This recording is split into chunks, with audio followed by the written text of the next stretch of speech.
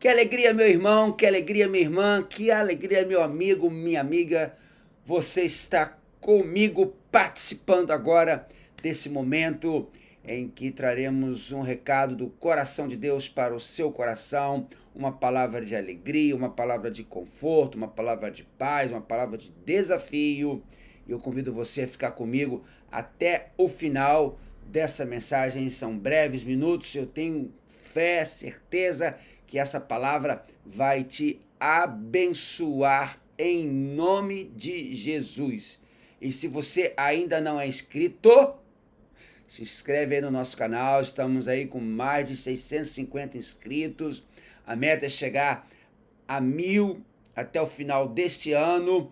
E se você não nos ajudar, eu não vou conseguir. Preciso da sua ajuda. Como posso me ajudar?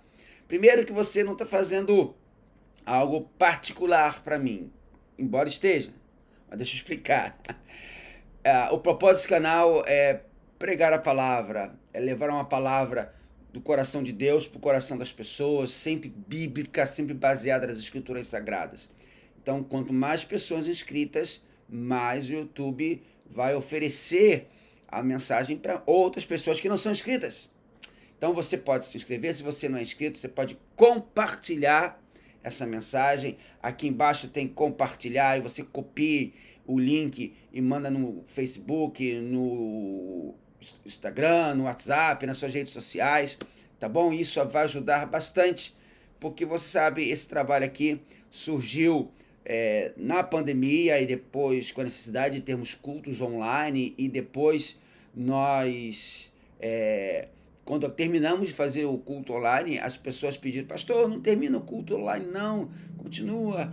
A gente foi diminuindo, cantava hino, fazia um monte de coisa, né? Mas agora a gente entendeu que o melhor momento é justamente só trazer a palavra, e uma breve palavra. Por isso que eu tenho tentado, né, girar o vídeo em torno de 30 minutos, mais ou menos, para que a gente possa, assim, com mais facilidade, né, poder pregar a palavra. Tá bom? Então, vamos orar para que Deus possa nos abençoar. Você que está chegando aí agora, seja bem-vindo. Deixa aí seu ok. Tem aqui, ó, o chat, você pode dar o boa noite. Comentários, é muito importante você escrever nos comentários. É mais importante você escrever nos comentários do que no chat. Tá bom? Escreve boa noite nos comentários, Deus abençoe, porque o chat é encerrado depois que termina o vídeo, mas os comentários ficam sempre abertos. Então as pessoas vão lendo, vão comentando, tá bom? Então, e aqui também nos comentários eu tenho ali os links das minhas redes sociais, lá do Facebook, do Instagram, do TikTok, onde a gente tem mais coisas da palavra de Deus para abençoar a sua vida e poder usar essa ferramenta extraordinária que é a internet, justamente para alcançar as pessoas.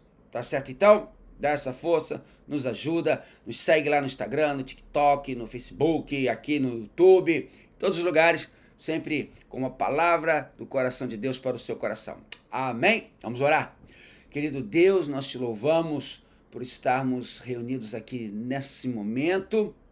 Abençoa, Pai, para que a tua palavra possa falar profundamente ao nosso coração.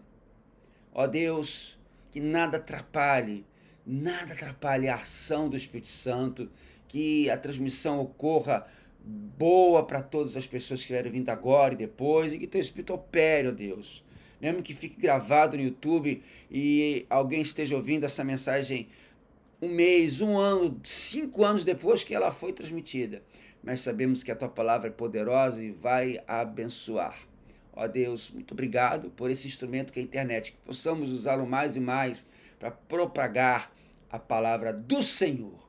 Eu oro e te agradeço no nome de Jesus. Abençoa o lar de cada um agora que está participando desse momento, em nome de Jesus. Amém? Diz amém aí do outro lado, irmão. Ou escreve amém aqui nos comentários. É aqui embaixo. E do lado é o chat. Chat você não usa tanto assim, porque ele usa aqui os comentários, tá certo? Então, vamos ler a palavra de Deus. Abra lá a sua Bíblia na segunda carta de Paulo aos Coríntios. Segunda carta de Paulo aos Coríntios, capítulo 1, do verso 12 ao verso 20. Estamos numa série de mensagens, de estudos expositivos da palavra de Deus. A gente usa sempre o sermão expositivo porque a gente acredita que é a palavra que transforma, é a palavra santa, poderosa de Deus.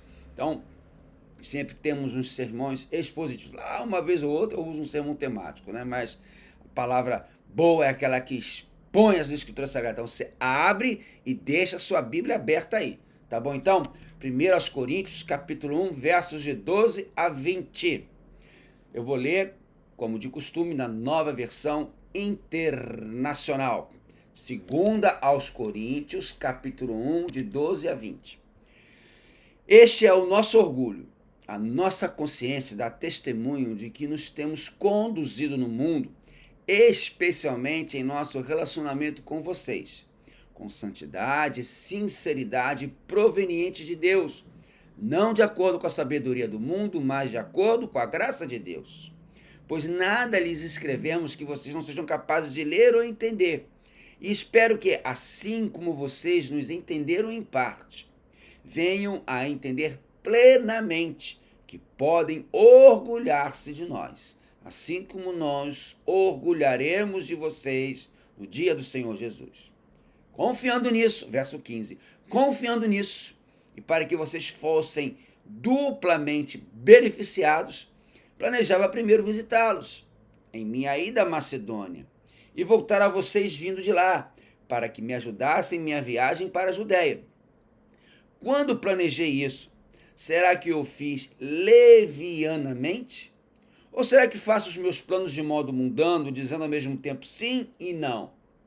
Todavia, como Deus é fiel, nossa mensagem a vocês não é sim e não, pois o Filho de Deus, Jesus Cristo, pregado entre vocês por mim e também por Silvano e Timóteo, não foi sim e não, mas nele sempre houve sim. Pois quantas forem as promessas feitas por Deus, tantas tem em Cristo o sim. Por isso, por meio dele, o amém é pronunciado por nós para a glória de Deus. Que o Senhor abençoe a leitura da sua palavra aos nossos corações. Amém? Diz amém aí do outro lado, meu irmão. Amém. Glória a Deus. Então, a mensagem dessa noite tem um título bem abençoador e bem pensativo. Sofrimentos que abençoam. Quero falar com vocês nessa noite sobre sofrimentos que abençoam. Sim, sofrimentos podem nos abençoar. Você já aprendeu comigo que a segunda carta aos Coríntios é a carta mais pessoal do apóstolo Paulo. É a sua carta mais autobiográfica, onde ele fala mais de si mesmo. Em 2 Coríntios, Paulo conta as suas lutas mais duras, as suas aflições mais cheias de agonia. É em 2 aos Coríntios que Paulo abre a sua alma, mostra as suas dores mais profundas, as suas tensões mais íntimas e as suas experiências mais arrebatadoras. É aqui em 2 aos Coríntios que Paulo fala dos seus problemas mais difíceis, dos seus maiores sofrimentos. E é sobre essa carta maravilhosa e sobre esses ensinos abençoadores e transformadores para as nossas vidas que estamos aprendendo nesta série de mensagens aqui do nosso canal do YouTube. Pois bem, você vai agora concordar comigo que uma pessoa normal, veja bem, normal, não gosta de sofrer. Quem é que gosta de sofrer? Você não gosta de sofrer, meu amado. Eu também não gosto de sofrer. Ninguém gosta de sofrer. Segundo o dicionário, o sofrimento é caracterizado pela sensação de dor, mal-estar, infelicidade em uma pessoa. Geralmente, o sofrimento está associado a coisas negativas. Mas qualquer condição, veja bem, qualquer condição pode causar Sofrimento. Até a pessoa está passando por um bom momento, já vi isso. Pessoas passando por um bom momento e sofrendo. O sofrimento pode vir de qualquer condição porque ele pode ser subjetivamente negativo. Agora, segundo a Bíblia, veja que definição interessante e abençoadora. Segundo a Bíblia, o sofrimento é um meio de Deus nos fazer crescer através da fé.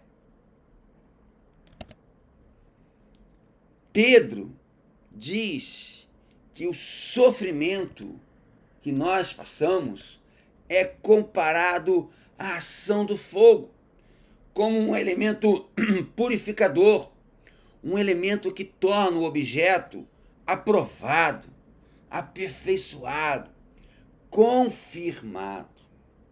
Alguém disse certa vez o seguinte, abre aspas, sofrem os maus e os bons, sofrem os que amaldiçoam e os que confiam em Deus. Só que o sofrimento dos maus é como uma ferida inflamada, devora, apodrece e finalmente mata. Mas o sofrimento dos que confiam em Deus é como uma ferida limpa. Dói, sangra, mas sara. E com o tempo, apenas ficam as cicatrizes. Ou às vezes, nem isto. Fecha aspas. Vamos então aprender nesta mensagem como os sofrimentos de Paulo puderam ser como essa ferida limpa. E como também foram sofrimentos que muito mais que abençoar o próprio apóstolo, têm abençoado os sofrimentos do apóstolo Paulo, têm abençoado todos os crentes através dos séculos, com esses ensinos em 2 Coríntios. Entenda agora, meu querido, algo muito importante para que você possa compreender melhor a mensagem, tudo aquilo que Paulo trata nas 2 cartas que ele escreveu à igreja em Corinto. A igreja em Corinto era uma igreja com muitos problemas, muitos problemas. Pensa em uma igreja complicada, dividida em facções, com pecado sem perdão, pecado sem restauração, com membros reclamando por todos os lados. Pensou? Que dificuldade, não é verdade? Esta era a igreja em Corinto. E esses problemas todos causaram muitos males, muitos sofrimentos ao apóstolo Paulo. E perceba que os sofrimentos de Paulo tinham origem tanto nos incrédulos como também nos crentes. Paulo sofria com as pessoas do mundo e com os membros da igreja. Então, a partir do verso 12, o texto que nós lemos hoje, 2 Coríntios, capítulo 1, a partir do verso 12, se você chegou agora, Paulo faz sua defesa diante das acusações caluniadas contra ele por parte de alguns membros da igreja em Corinto. E olha só, percebe só o absurdo que era a acusação ou as acusações que o apóstolo Paulo estava sofrendo com a igreja, alguns membros da igreja em Corinto. A acusação é essa: Paulo estava sendo desonesto com a igreja ao mudar seus planos de visitá-los. Somente isso. Só isso.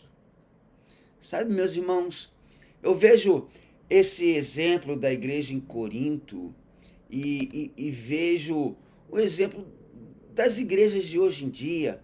Parece que os crentes, Parece que os crentes têm um poder maior, sabe de quê? fazer tempestade num copo d'água mais do que os não crentes. Parece que os crentes têm o poder de fazer uma tempestade num copo d'água com mais frequência do que os não crentes.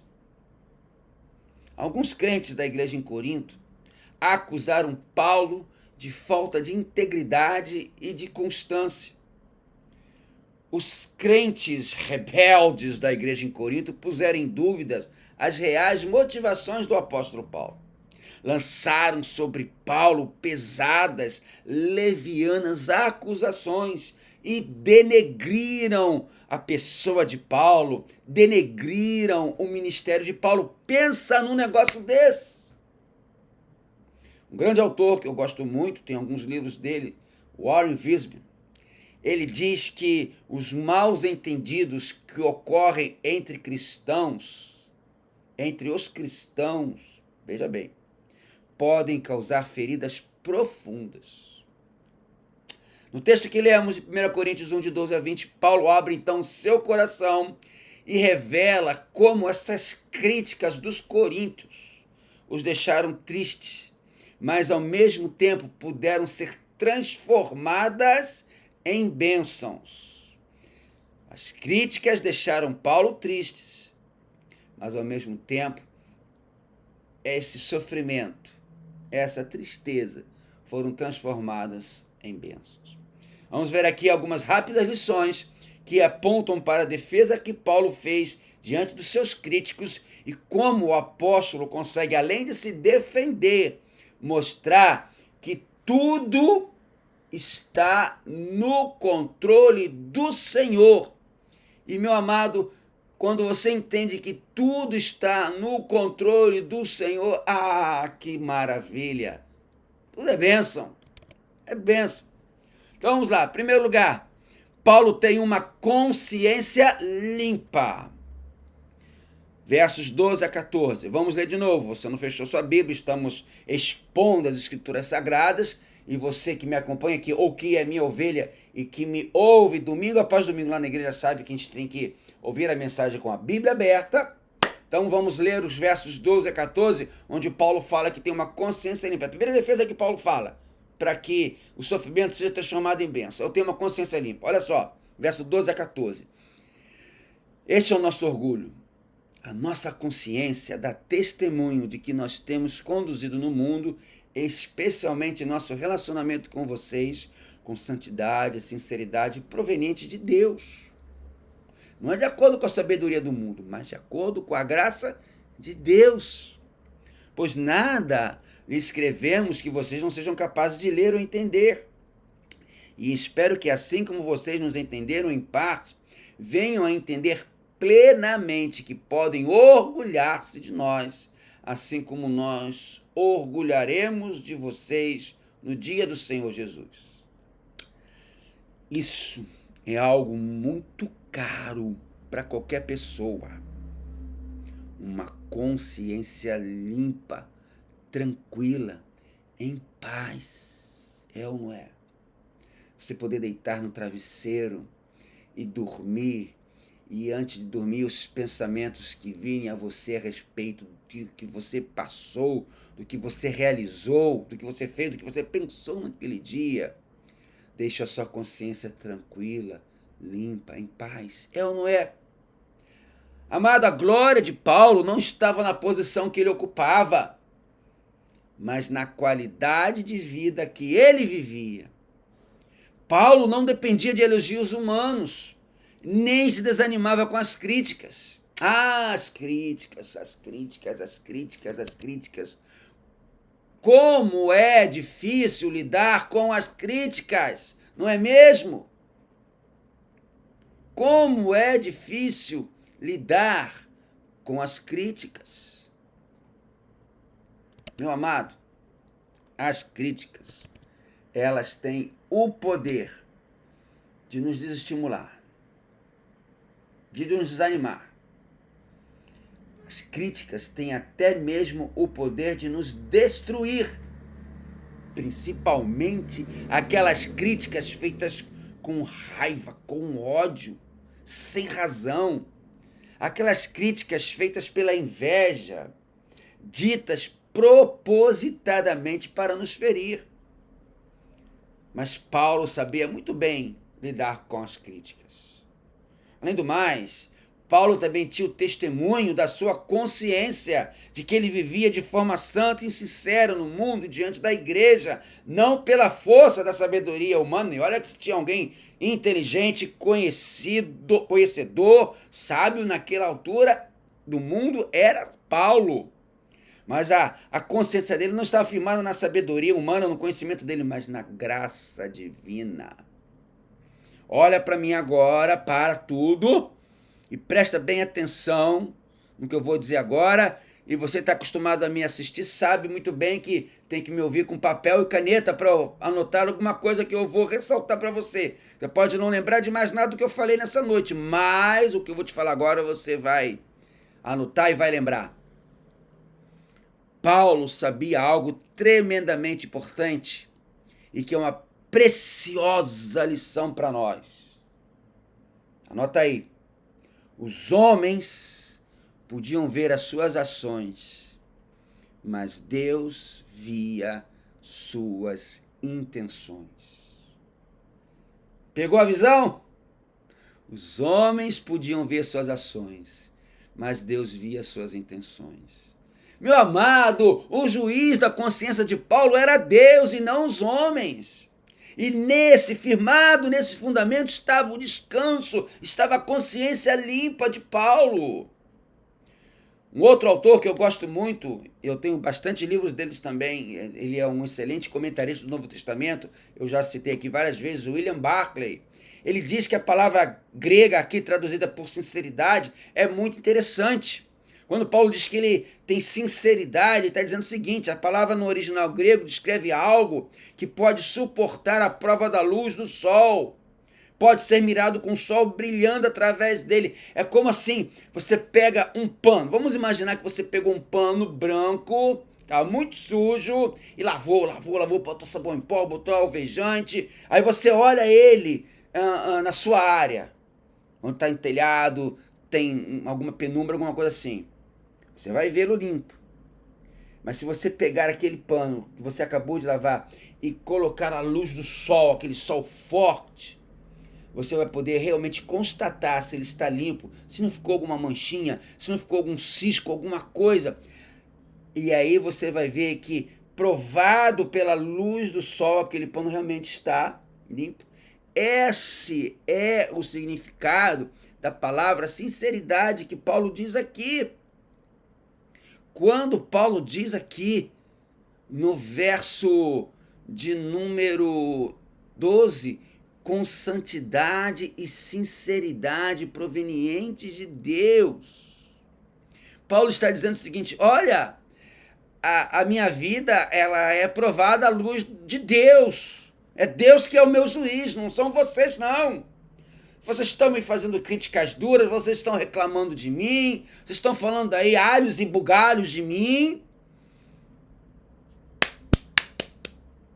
Pouco me importa, porque o meu juiz é o meu Deus e a minha vida é sincera, é colocada à luz de Deus que vê realmente tudo. Meu querido, feliz é o homem cujas ações suportam a luz do dia.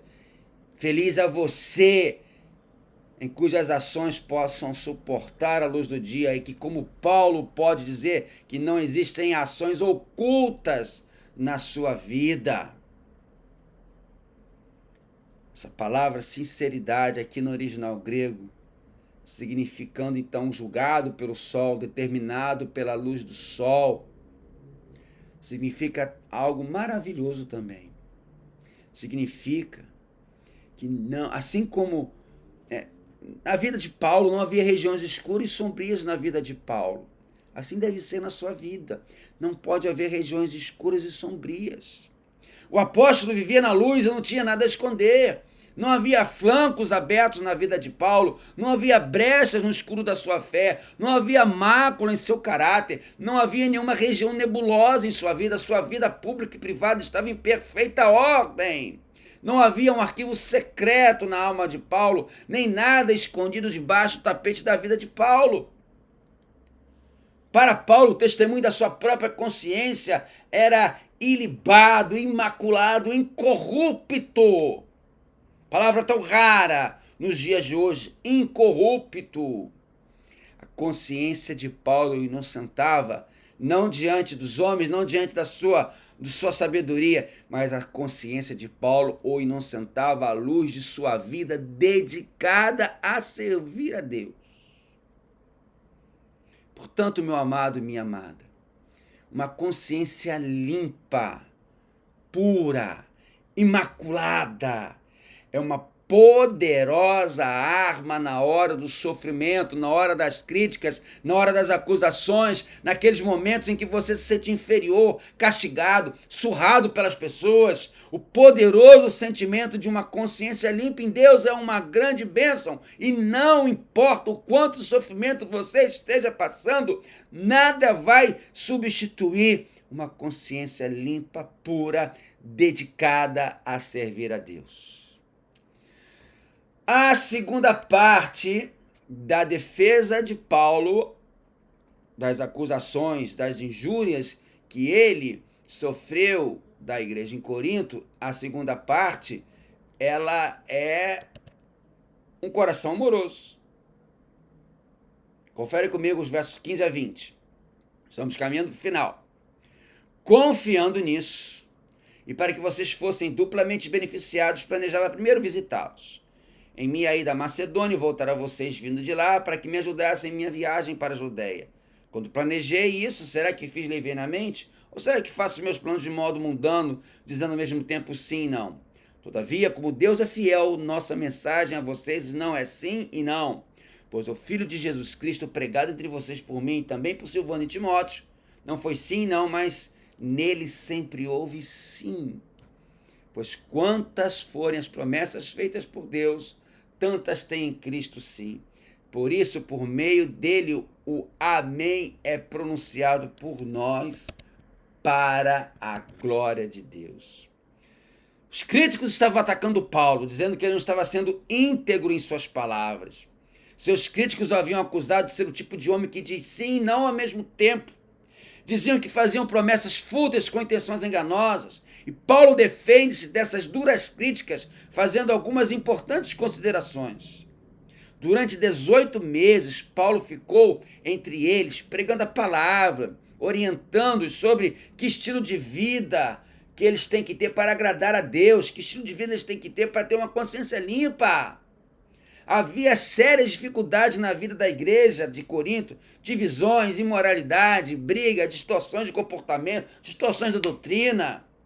O caso mais difícil que Paulo tratou na primeira carta, de um incesto, não havia ainda sido resolvido, e os estudiosos da Bíblia dizem que aquele membro incestuoso liderava a oposição a Paulo na igreja. O cara estava em pecado de incesto, e ainda tinha gente que ouvia a ele, e ele estava rodeado de pessoas que estavam se opondo ao grande apóstolo Paulo. Paulo então deseja ir a Corinto para ajudar a igreja a resolver esses problemas. E com um coração amoroso, Paulo consegue mostrar àquela igreja, a mim e a você, que um coração amoroso transforma o sofrimento em bênção. Entendendo 2 pontos muito importantes aqui. Primeiro ponto, a fidelidade de Deus. Olha o verso 18. Todavia, como Deus é fiel, nossa mensagem a vocês não é sim e não. Veja bem, meu amado, em vez de defender-se a si mesmo, Paulo remete os coríntios à fidelidade de Deus. Não há duplicidade em Deus. Suas promessas sempre são cumpridas. Assim como Deus é fiel em suas palavras, Paulo também é fiel em sua palavra à igreja. O sim de Deus não é não, nem o não de Deus é sim. Nossas palavras também devem ser coerentes, sinceras e verdadeiras. O Senhor Jesus nos instrui a ser claros e sinceros no que dizemos, lá em Mateus 5,37. Seja, porém, a tua palavra sim, sim, não, não, que disto passar vem do maligno.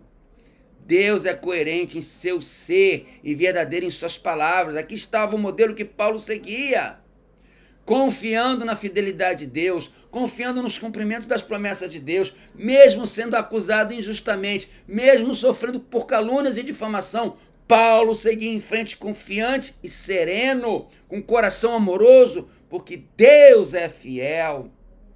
Assim também deve ser você, meu amado, minha amada. Siga em frente, com coração sereno, tranquilo, mesmo passando por momentos difíceis e de sofrimento. Confie que Deus é sempre fiel. O segundo ponto está no verso 19, é a pessoa de Cristo. Pois o Filho de Deus, Jesus Cristo, pregado entre vocês por mim e também por Silvano e Timóteo, não foi sim e não, mas nele sempre houve sim. Jesus Cristo, o Filho de Deus, não foi entre os crentes de Corinto inconstante e inconsistente. Ele não foi sim e não, mas sempre houve nele o sim. A constância de Cristo é a constância de Paulo. A tenacidade de Cristo é a tenacidade de Paulo. A persistência de Cristo é a persistência de Paulo. E para completar, o verso 20, as promessas de Deus. Pois quantas forem as promessas feitas por Deus, tantas tem em Cristo sim. Por isso, por meio dele, o amém é pronunciado por nós para a glória de Deus. Meu amado, as promessas de Deus não são duvidosas. Deus tem zelo em cumpri-las. Porque quantas são as promessas de Deus, tantas tem nele o sim. As promessas de Deus são dignas de inteira aceitação. Da igual forma, Paulo diz à igreja que não estava sendo leviano, mas sincero e verdadeiro em seus planos e motivações. A vida e as obras de Deus são alicerces da vida e das obras de Paulo. Meu amado, siga agora. Sua vida agora pode estar passando por um momento difícil, de muito sofrimento até, mas seja igual aquela árvore chamada carvalho, sabe? Aquela árvore, o carvalho, quanto mais tempestades ela enfrenta, mais firme, mais forte, segura ela se torna. Seja forte, porque o nosso Deus tem zelo em cumprir cada promessa feita para você. Eu quero concluir contando para vocês a seguinte história. Um velho fabricante de violinos escolhia para a confecção dos violinos que ele fazia o lado norte das árvores. Sabe por quê? Porque esse era o lado que enfrentava os mais ferozes ventos. Quando as tempestades assolavam as árvores, batiam violentamente contra elas, envergavam e gemiam, mas era isso que lhes dava força. E aquele fabricante de violinos dizia: essas árvores estão simplesmente aprendendo a ser violinos. Muitas vezes nos sentimos como árvores atingidas por tormentas. Ventos de sofrimento nos assolam, raios e trovões nos mostram as lutas financeiras, de saúde, nuvens negras de solidão e abandono nos enchem de angústia e desespero. Tentamos nos abrigar da tempestade espiritual que nos apavora e não encontramos um lugar adequado. Corremos de um lado para o outro, gememos, choramos, mas tudo parece em vão. E o que podemos esperar de tal situação? Poderíamos tirar algum proveito de lutas enfrentadas? Sim, meu amado, é possível. Ou certo que tais momentos servirão de fortalecimento para uma vida plena de grandes conquistas e vitórias. As dificuldades, quando ultrapassadas, nos enchem de fé e esperança. Os obstáculos, quando vencidos, fortalecem nossa vida. Os ventos impetuosos, empurrando-nos para lá e para cá, nos dão equilíbrio, uma vida confiante, difícil de derrubar. Quando atravessamos com sucesso as tempestades da vida, nos credenciamos a seguir o resto do caminho em solo firme.